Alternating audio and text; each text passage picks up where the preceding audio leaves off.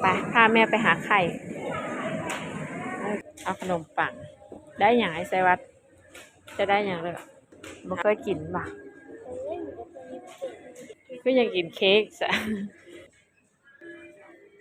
เอาขนมบ่ขนมปังเอาบ่ลูกเลือกไหมอย่างลูก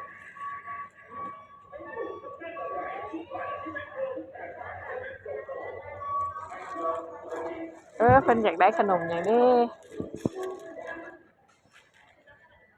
ขนมอย่างขนมอมบ่ลูกโอเคอ่ะโซ่ให้เบิ่งกันโซ่ให้เบิ่งกันขนมอย่างแบบ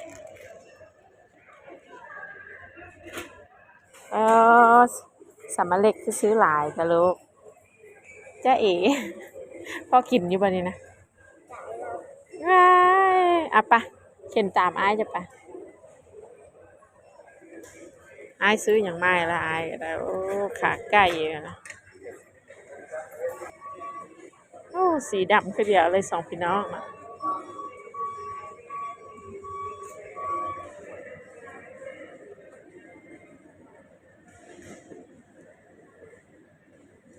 เอาใส่ถุงนะลูกเด้อ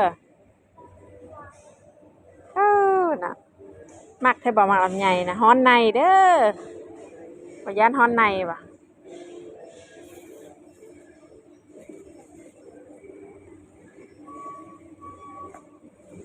สาววัยรุ่นนะสูสาววัยรุ่นเลือกหมากลำไยเอาหันหน้ามาเลยแม่ลูกมาใส่หน่ะอันอย่าปิดปากโอเคเอาเว้ามามีอย่างเกาะขออีกพัวหนึ่งขออีกพัวหนึ่ง yes ละสัน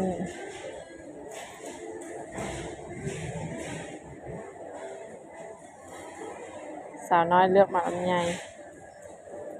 อายก็ยืนรออายยืนรอนั่นแหละอายรถเข็น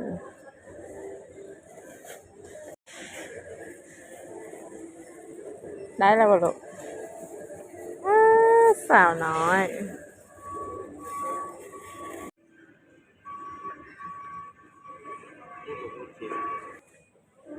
อาหารสมาชิกเขาเก็บอย่างเส้นอันนั้นทำแม่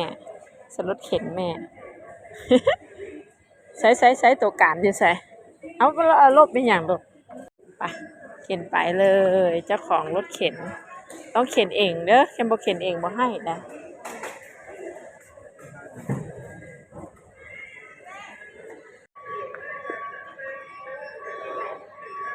ต้องสะบัดนะพาเพิ่นมาโลตัสนี่โอเคค่ะโอ้ตกใจมาจากเลยสองพี่น้องแล้วเข็นรถลงมาป้ายออกไปเลยกลับบ้านแล้วบินวันนี้หมดเท่าไหร่คะลืมถ่ายคลิปโซ่หน่อยค่ะวันนี้หมดเท่าไหร่คะคุณฟ้าใสดูบินโซบินก่อนลูกโซบินไงว้ายโซบิน KFC ปิดแล้วบ่เท่าไหร่ลูก1,812ไหนเลยสิกับ750 บาทโอเคฟ้าใสซับไปเบิดเท่าไหร่เด้มื้อนี้ลูกบินขึ้นยาวแท้เบิ่งอ่านให้แม่เอาบอกแม่เนาะเบิดเท่าไหร่มื้อนี้1,842 บาทกับ75 บาทจริงเหรอไหนโชว์เลยสิคะว้าว ดูของสิโอ้เสร็จแล้วยังอันบวิดอันนั้นเนาะลงทางพิษสูยังบวิดยอดเหรียญสูมันไม่ออกมาเด็กน้อยก็คือเด็กน้อยนั่นแหละเนาะพระเจ้า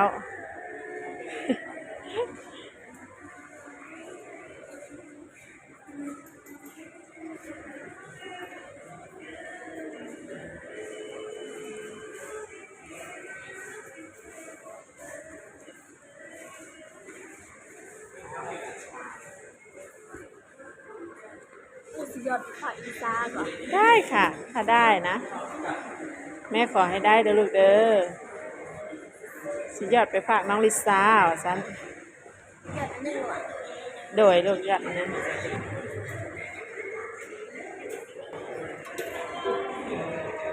ให้ใส่สอนบ่ เป็นอยู่บ่ลูกเบิ่งฟ้าใส่หนีบได้บ่ใส่เลยใส่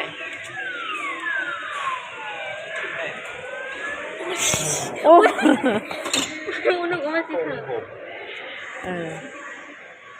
อ่ะใส่ว่าหนูอายหนีบได้บ่เอามาฝากน้องลิซ่านะว้ายน่าเสียดาย เอามาอีก20 บาทแม่หมูเอา100 นึงเลยปะ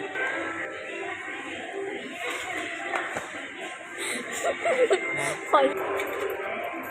ว่าล่าสุดแลกเงิน เป็นหยอดขัด บ่ได้ยอมแพ้บ่ลูกบ่ยอมก็ยอมแพ้ก็ได้เด้อเบิ่งอันใส่ได้เด้อลูกแม่ขออวยพรให้ได้เด้อ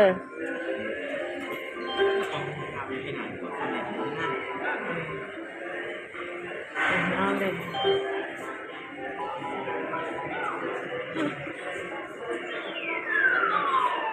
ได้เด้อลูกแม่ขอให้ได้เด้อ ดูหน้าตาคนแพ้ เอา20ลูก นี่ตัวนี้มันเป็นอะไรคือความไม่ดีไม่ผมแล้ว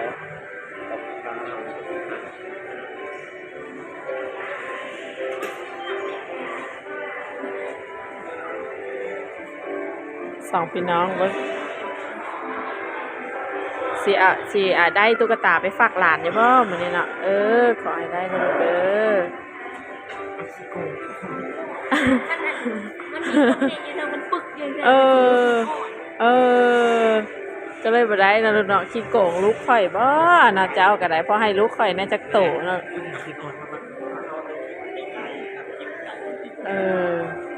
มันลดบ่ลูก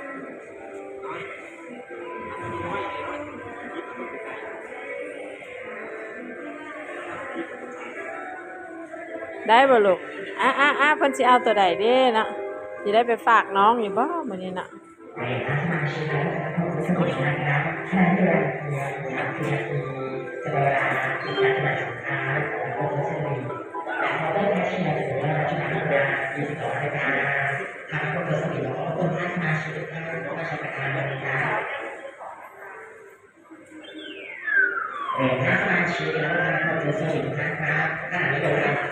ดูหน้าตาคนแพ้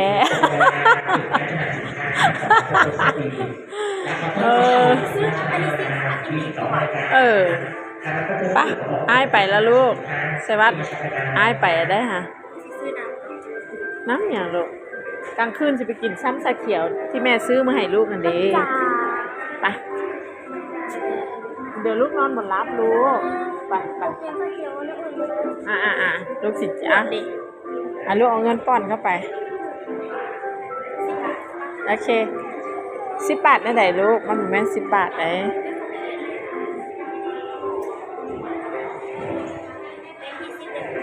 เดี๋ยวเบิ่งได้เดี๋ยวหาบอลฮูนะกลับบ้านแล้วเนาะโอ้ยแต่รถตนลูกค่อยไปนะอุตส่าห์ยอดเหรียญกับบ่ได้นะเสือคนกระตกออกมาสิได้เมื่อได้อยู่บ่มื้อนี้นะนี่ใส่อายจ้ะเหรอโอ้ฝนตกดิอายอยู่นี่ป่ะ